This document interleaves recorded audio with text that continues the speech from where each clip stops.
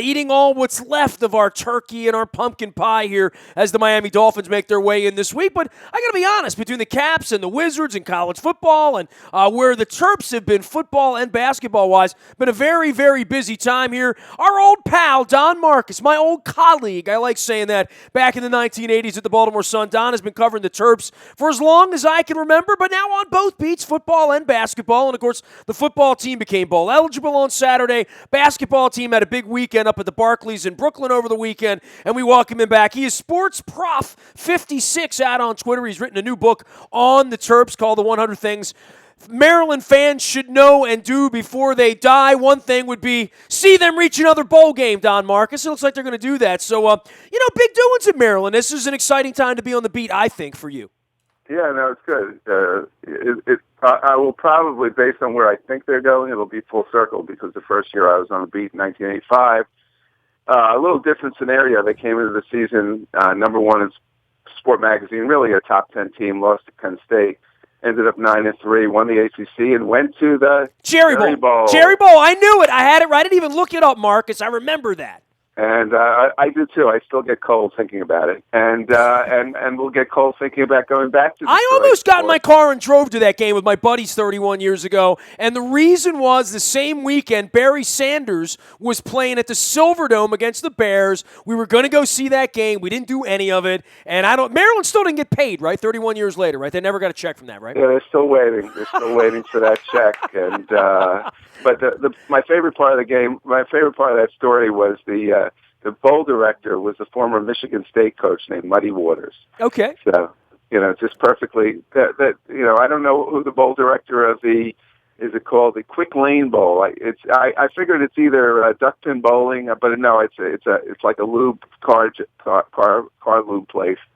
So I was wondering, I was thinking of calling out there and seeing if I could get an appointment, for a football team on like a Tuesday at 9:00. This is Detroit, right? Yes, it is Detroit. I wish it was. No offense to Detroit. I wish it was somewhere a little warmer, but it's Detroit. Well, I mean, Detroit has improved recently. I don't know if you know that, Don, but I do. My son goes out there for business a lot. My oldest son goes out there for business a lot, and he's going to give me all the great restaurants that probably I can't go to on the Sun's budget, but anyway. All three of them, yes. There are three restaurants in Detroit. So let's start with football, and we'll get to basketball because we got plenty of basketball in front of us. I guess from the football side, when you start losing 59-3 and 62-3, people lose interest on. I mean, I don't think there's any doubt about that. And this whole bowl eligible thing, I sort of chuckled about it last week. Now that it's here. Explain in your words why this is important for DJ Durkin to play in some relatively nominal bowl that some may or may not care about at some point. Well, the important part is not the game. It's the whatever 15 practices that they're allowed to have. And so he can get more practice time with his team for next year. That's really the most important thing. The second thing is to at least say, okay, we went to a bowl. This is where we're going this year. With a top 15 or 20 recruiting class. I saw Pete Schmuckhead's column that somebody had them as high as 11 for next year, which would be remarkable. They can tell those kids, listen, we went to the Quick Lane Bowl last year. We're going to go to another bowl this next year. We're going to go to an even better bowl by the time you're juniors, and who knows, by the time you're seniors. Well, maybe we're going to play for a chance at a Big Ten championship. I don't know if that's possible given who they have to go up against and jump over. But, crazier things are happening in college football.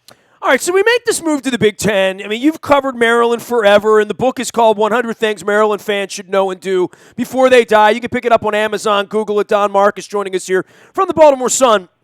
And, I watched most of the games this year, Don. I mean, I didn't travel around. I was supposed to go to Nebraska last week. My wife was a little under the weather after her donor was here. I didn't make it out to Lincoln. I made it to Dallas for the Ravens game. And you know as well as I do, I mean, you get busy, right? I mean, the Caps are playing. You got basketball. You got football. There's always so many things that you can put your attention toward. And it really feels like this Big Ten thing, when they got into it, it felt like, well, maybe they're not as far away from the new version of Penn State and some of these other schools as you would have liked to have believed in the ACC, where it was always have and have-nots with Miami and Florida State, now Clemson, of course. But in the Big Ten this year, the kind of ass-kickings the teams took on, and I don't just mean Maryland taking it on, I mean giving it to Purdue, the lopsidedness of so many of these games, I mean, it leaves me perplexed. I don't know what I want to say. I just want to say lopsided football is not good, and there was a lot of that going on throughout the Big Ten from the top to the bottom. Oh, for sure. I mean, Maryland, started the year 4-0. They had one of the lopsided games in their favor when they beat Purdue 50-7. You thought, okay, is Maryland better than we thought, or is Purdue a lot worse? And it was probably the latter. As it turned out, I think not to say that Maryland would have won any of those games that they lost by big scores, but I think there are a couple of games where if Perry Hills had been healthy, they did an unbelievable job with this kid who's a very average college quarterback, tough kid, really competitive kid, but talent-wise is not, in your upper echelon. And they turned a guy who was a turnover machine in a turnover, in an offense that lends itself to turnovers, into one of the most efficient quarterbacks in the country, if not, and probably the most efficient in the in the Big Ten. And if he had stayed healthy, I think the Minnesota game might have had a different outcome. At least if that game would have been competitive, because that was Tyrell Pigram's first start. Even maybe the Nebraska game would have been more competitive. So because Nebraska wasn't as they proved yesterday, they're not at the same level as Ohio State and Michigan and maybe even Iowa. So I just think that that injury in itself, the injury to the suspension of Lorenzo Harrison late in the year, which was one of the I've covered a lot of athletes who've done a lot of dumb things, and he might have made the top 5. But those kind of things, defense getting banged up, Will Likely getting injured, a lot of defensive guys in the secondary getting hurt. I think that they had to have everything go right for them to be more competitive in the Big Ten this year. They had a lot of things go wrong in terms of injuries and the one suspension. But in the end, there is still a pretty big disparity between where Maryland's at, where Ohio State's at, where Michigan's at, and maybe even where Penn State's at. But I think that game is a perfect example that if Perry Hills had been in the game in the second half, it would have been, I don't know if they would have won, but it would have been a different game. So I think there's some, it's hard to look at the season and say there are a lot of positives, but I think that Durkin knows what he's up against. He's a great recruiter, and he has a staff of great recruiters. They're going to get it done recruiting, and we'll see if they can coach. Well, I mean, that's where it's at, right? They need better football players. That's pretty obvious when your depth is sort of paper thin, and a lot of things went wrong. And I think when you look back on the season, not just to mention Durkin's first year and him getting sort of, fitting in. If he's really going to be here 5 years, 7 years, build something here and actually win and go to bigger bowl games than whatever this thing's called in Detroit. You look at it and say, man, the injuries that sort of did them in. I mean, it'll always be a little bit of an incomplete grade in that way, right? Oh, yeah, definitely. I mean, they Randy Edsall left the cupboard pretty bare. On top of that, Durkin came in and with a new staff recruited pretty well as he could expect. Brought in a bunch of kids. A few of them are really good players. I mean, Harrison's hopefully for. If you're a Maryland fan, he will be again. It may be another year from now. He might have to sit out next season after what he did. But he brought in some pretty good players right away. They're going to bring in even better players next year. It's building depth and building quality depth, and they just didn't have that this year. They had a lot of young guys who will get experience. I forget what team I was watching. It might have been Washington State. Earlier in the year, one of the teams out west that turned it around over 3 years, and I remember hearing a commentator late in the game saying, "This is the same bunch that lost games by 50 points 3 years ago." And I thought, well, maybe they'll be saying that about Maryland in 3 years. One of the things I said when I first met DJ, he asked me about the fan base, and I said, "Well, you're between two rabid fan bases, Ravens and Redskins, and you hope one of them sucks every year. And you have a chance of having fans go to games." Then I said, I know you're not going to want to hear this, but if you go 8-4 every year and go to a bowl game, you'll be a god here. And he said, "You're right. I don't want to hear it." I know they love the area. I did a story on him and his wife and their family, and sort of getting settled in Maryland. They live in the same neighborhood as the Turgeons. They've become good friends with the Turgeons, who also sort of have come to love the area. And I think they like, one of the things that Sarah Durkin and DJ said was that they like the fact that they don't live in a fishbowl, because if this was even, I don't know, somewhere in the Midwest, even not even a big program, if you go back to back, it was 59-3, 62-3. Some disgruntled fan has a for sale sign on your lawn. That's not going to happen in Montgomery County, Maryland. So, or last I heard, it hadn't happened yet. Well, it's the last thing you want to have happen is those kinds of ass kickings, right? I mean, because that sits there. That sits there all off season. One thing to lose to Michigan 35-14 or something, but the scores were kind of gaudy, and obviously, Jim Harbaugh has no problem running the score up on anybody, right? Whether it's 78-0 or whether it's 59-3. Well, he had a third string running back, rip off a 56-yard run against Maryland late in the game. So I don't think he was running it up. I don't think Urban Meyer was running it up. I just think, Maryland was so beat up, banged up, tired, young, whatever you want to say. They were perfect fodder. Listen, Nebraska, the week before they played Maryland, or 2 weeks before, lost 62-3 to Ohio State in Columbus. And that's a team that was ranked 20th and 18th in the country when Maryland played them. So, Ohio State and Michigan were doing that, excuse me, to a lot of teams in the league. And I just think that you don't want to see that. I mean, that happened regularly with Randy. If it starts happening in year 2 and year 3, you start having questions. Year 1, you can sort of say, okay, I don't know if you can give them a total pass, but you give them somewhat of a pass. Let's see what happens next year. I mean, next year they should have a much better quarterback, a guy who's 6'3", 220, running the offense they want, both passing and running the ball. This kid Caleb Henderson from North Carolina transfer. They're going to have this Melvin Kingdu, who's a Baltimore kid, playing at the IMG Academy, who's supposedly this monster on defense, who I'm sure will start as a freshman at linebacker or defensive end or whatever formation they line up in. So they're going to have some much better players in place to run the stuff they want. And as I said, we'll see. I think the jury's still out a bit on DJ as a coach. So I think that next year we'll see what kind of coach he is with better players.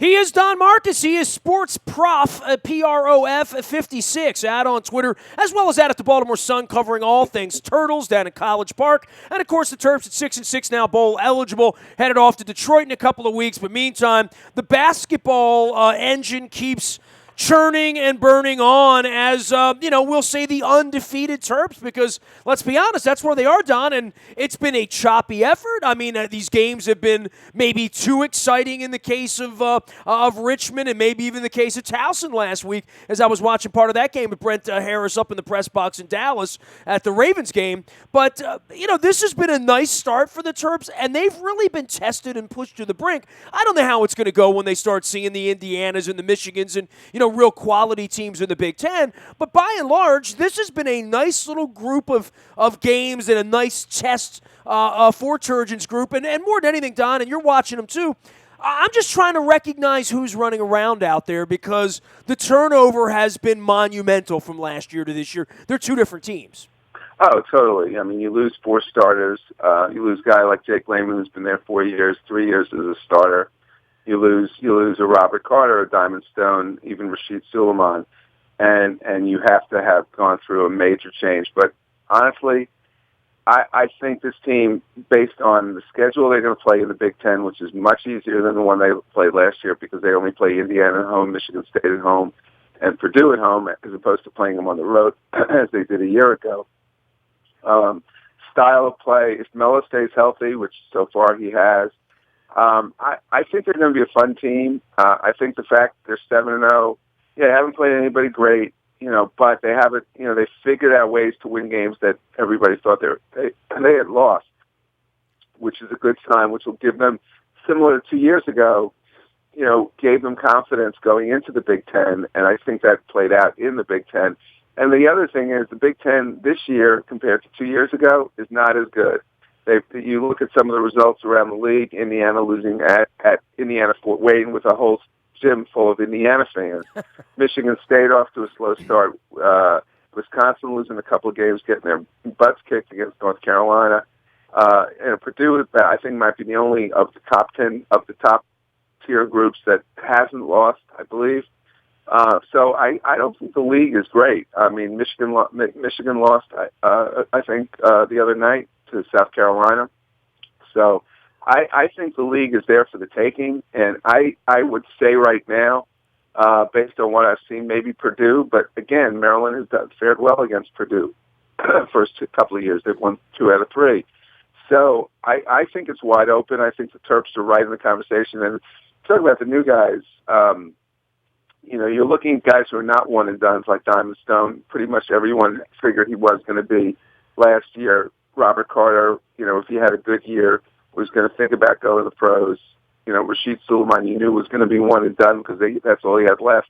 Jake, you knew he was going to be, that's it. He was a senior.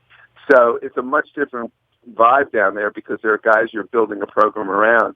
And these 3 kids who are starting right now, I mean, there aren't very many teams in the country in the Power 5 conferences. I don't know if there are any that are starting 3 freshmen and not guys like, that are not, one and done kind of guys like at Duke and Kentucky. These are guys, Kevin Herter was the highest ranked guy in the group. He was at 40, I think, in the country. Justin Jackson was up there higher, but then, he fell because he got reclassified, so he really wasn't ranked at all coming after last season. And then Anthony Cowan, slipped into the top 100 and then into the top 75. And I think that kid is a really good little point guard, and I think he's going to be a Yogi Ferrell type player for Maryland over 4 years. You're talking about guys who are going to probably be there 3 or 4 years, and with a chance to play, at the next level. I don't know if I don't know if they all will, but they certainly have games that translate well to the college level. Well, certainly for Turgeon, that's what he wants, right? I mean, what he had last year was a complete anomaly, which put them in the top 5 conversation and put them in the national championship conversation. But we knew that whole thing was thrown together in a rental. And quite frankly, as a Maryland fan, I don't want to see that happening every year where they're tearing it apart and bringing in JUCO transfers from Georgia Tech and Duke and wherever.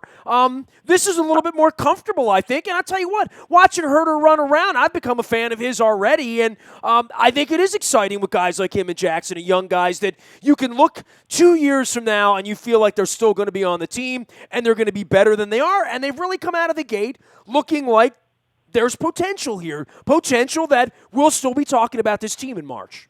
Oh, I think so. I mean, they've already shown, you look at what these guys do. Obviously, Melo is the key to the team. He's the engine. He's the guy they need to score on a regular basis. But all these other guys are such good complementary players right now because they do so many things, and that's why they're playing ahead of the Jared Nickens and Deion Wileys and Jalen Brantleys of the world, and people like that because they do pass. They're better passers. They have probably a better IQ on the court. They rebound. Kevin Herter, I think he just turned 18. I think he came to campus. He was 17. And this kid already has NBA range. He handles the ball like a point guard. He used to be a point guard. So they basically have 3 point guards on the floor. They have Cowan, Herter, Cowan, Melo, and Herter. You can almost say is plays like a point guard, but from the wing. So and then you have Justin Jackson with his 7'3" wingspan, and that's legit.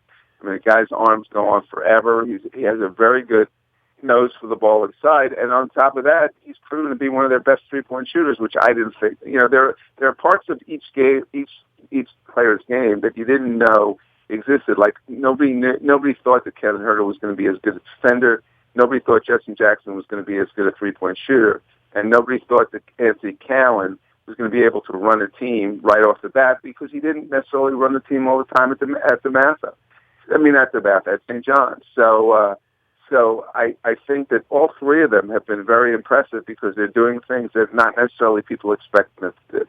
He's dropping a ton of knowledge on us. He is Sports Prof 56 out on Twitter, and my longtime friend, 3+ decades now. I've been knowing Don Marcus. He's been on the Maryland beat about that long. Football headed to Detroit. Terps basketball with an interesting week, Don, right? I mean, from Richmond and Kansas State, and they both got the run for their money, no doubt, up in Brooklyn. Now they're going to see Pittsburgh, and they're going to see Oklahoma State this week. This is sort of the meaty part of the pre-Big Ten schedule that they won't really get involved with until after Christmas, right? Yeah, I mean, these are two of the better teams they're going to face between now and the Big Ten. They're playing them at home, so that helps. Oklahoma State, I think, knocked Georgetown around by like 30 or something like that. So obviously, they're a pretty good team. Pitt has a 6'7" point guard from Baltimore, Jamel Artis, who's never played point guard. He's having a great start to the season. Kid from City. And I think that I think that'll be an interesting test on Tuesday night in the ACC Big Ten Challenge. Tell me about your book, man. 100 Things Terps fans should know and do before they die. One would have been being Cole Fieldhouse, but that one's not happening again. Luckily for you and I, we actually saw a lot of games there, right? Oh yeah, and it'll be interesting to see. I'm glad if you pass by Cole now, they're keeping the roof the similar shape of the building as they build the indoor football facility. So there'll be pleasant memories of that building, even as you go in for the football practices or whatever. It's a series of books. I know Dan Connolly wrote the book on the Orioles. There's been a book on the Ravens. The guy from the Washington Post wrote maybe. So it's a sort of a niche book. But they called me last October, early October, late September, right after I had back surgery, not thinking I was going to be back covering the Terps because I was bedridden at the time.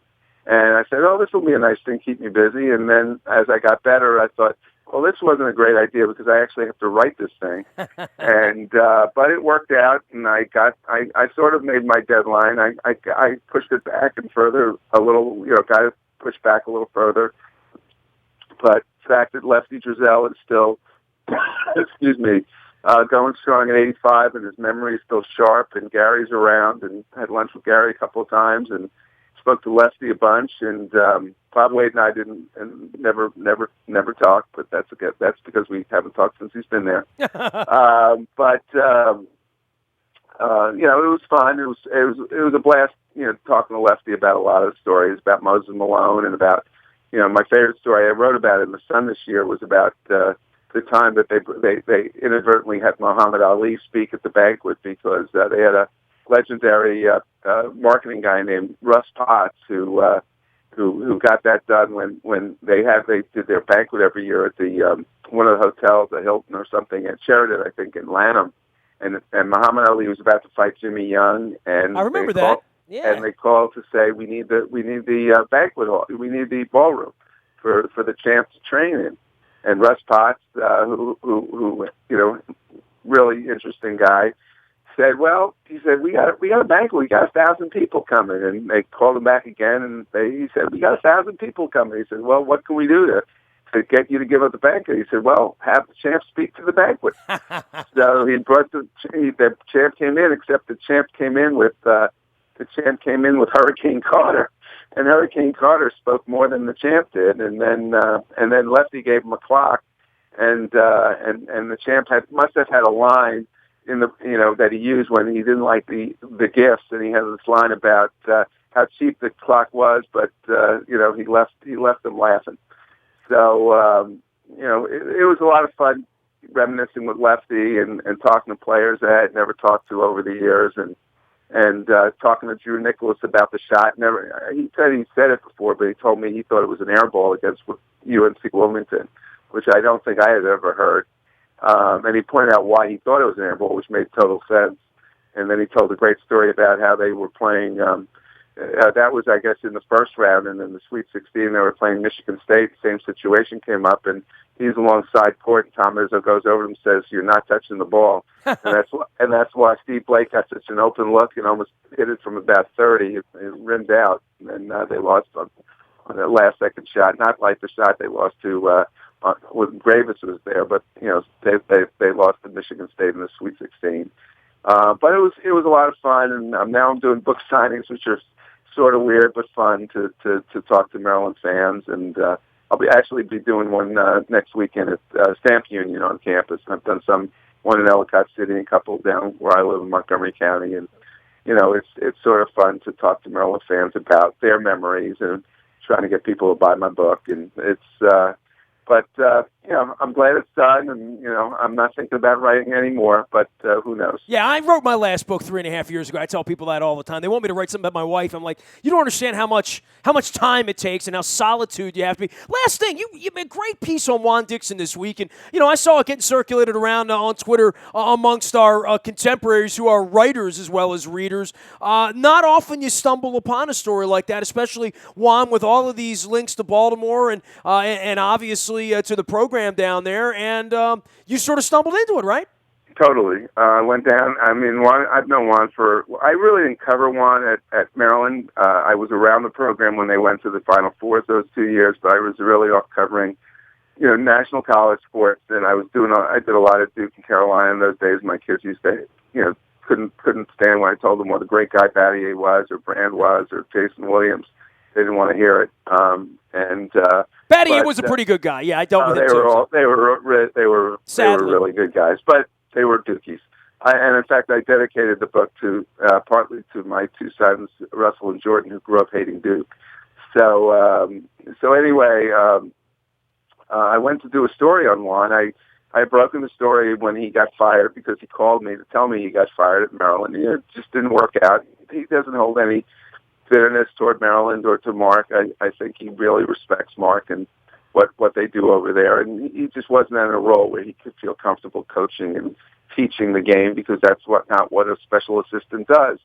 And so he leaves, and he has a hard time finding a job. He ends up, interestingly enough, he finds this job through his wife's connection to the Housewives of Potomac, because the woman the daughter of the UDC athletic director's daughter was at this charity event in Columbia over the summer and met Juan and recommended Juan to her mother. But anyway, so I go down and do a story on Juan, just about him coaching and, sort of resurrecting his career. And, I was talking to him for about a half hour at the gym after a 7 a.m. practice till about 9:30, and we're just sitting talking. And he talks about the fact that, when he was in Maryland, he really loved the fact that Mark would include his family. His father, Bob, is a really good guy, out with the team. His father lives in Lincoln, Nebraska, and he usually goes to the games out there, spends a lot of time in College Park.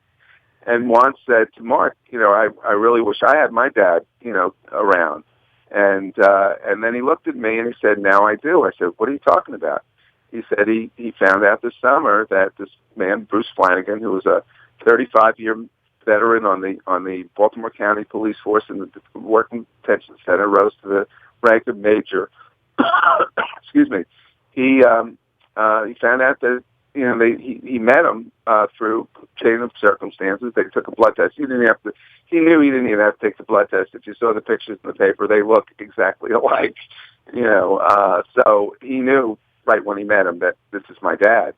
And wow. And so they took the blood test, and it turned out that father and son. And I saw it. I heard it. He calls the guy Pops and speaks to him every day. This guy drives down from York, PA, to be with Juan's family, to be with his grandkids that he didn't know existed, to be with Juan and with Robin, and go to the games. And my favorite part of the whole story was Bruce's mom talking about it, how she knew through talking to Bruce and watching the games when Juan was there that this had to be Bruce's son, and that she kept a picture of Juan that Bruce had bought for her, an autographed picture of Juan, in her kitchen right above the Jackson 5. And that was, I said to her, and people would say, are you related to Juan Dixon? I asked her if anybody asked her if she was related to Michael Jackson. So, but it's interesting because the story then also was partly because there's some, it has caused quite a I don't know if a rift, but a ruckus in the Dixon family. I spoke to Sheila Dixon before and after the story came out, and she's not mad at me, but I think there's some unhappiness that Juan shared it with the public and shared it with me, and the fact that they claim, both sides of the family claim, that they knew nothing about it. Well, I really believe Sheila Dixon didn't know, but I also don't believe that Juanita's family didn't, that it was news to her, because one of her sisters told Bruce Flanagan when Juan was like, a few months old, you should go see your son. So there was obviously some, feeling in that side of the family that this was Bruce's son and not Phil's son. 35 years later, huh? It's incredible, right? It's unbelievable. And I, it's funny because when I went to practice that day, there was a different energy about Juan. There was a different personality about Juan. Juan has always been sort of the way he played is the way he has gone through life. He went through life, went through the NBA, went through college with a chip on his shoulder, and that's one of the things that made him certainly a great college player and probably kept his NBA career going, even though he wasn't a big guy and he wasn't a point guard. He was a 6'3", 175-pound shooting guard. And that chip on his shoulder did wonders to make him a great player. But he sort of carried that off the court with him after he was done. And, times he was a little hard to be around. And he I think he admits that. Well, now he is such a different guy. There's a different air to him. And I asked Robin about it. She said, I don't know if it's totally that, but there's certainly a part of it that is directly relatable to that it's directly part of the fact that he now feels like there's a part of his life that he knows about, and that he has a dad, which he didn't think he had for 20 years. That's a great story, Don. I encourage everybody to go check it out at BaltimoreSun.com, as well as checking out Don's work at Sports Prof 56, teaching at American University and covering all things Terrapins. It's going to be a good basketball season, and don't get too cold out in Detroit, and I'll check in with you again before it's all over. It's great having you on again, Don. Thanks for coming in, man. Take care, Nestor, and I hope I'm talking to you from New York. The book is out. It is 100 Things You Need to Know and Do Before You Die if you're a Terps fan. You can check that out on Amazon, as well as at Sports Prof 56 with Don Marcus. I'm in the Bahia Toyota Audio Vault 24 hours a day. We got a big week here this week. Buffalo Wild Wings every Monday night at Owings Mills. Wednesday night, we're Christopher Daniel in Timonium with Zach Orr and Anthony Levine. Will be swabbing for the Bone Marrow Registry. Thursday night, we're back up in Hampstead at Greenmount Station with Dennis Pitt. Our first show with Dennis Pitt in 3 years. We're looking forward to that. We'll be swabbing for the Bone Marrow Registry there as well. I'm Nestor. This is WNST.net, AM 1570 and WNST Towson, Baltimore. And we never stop talking Baltimore sports.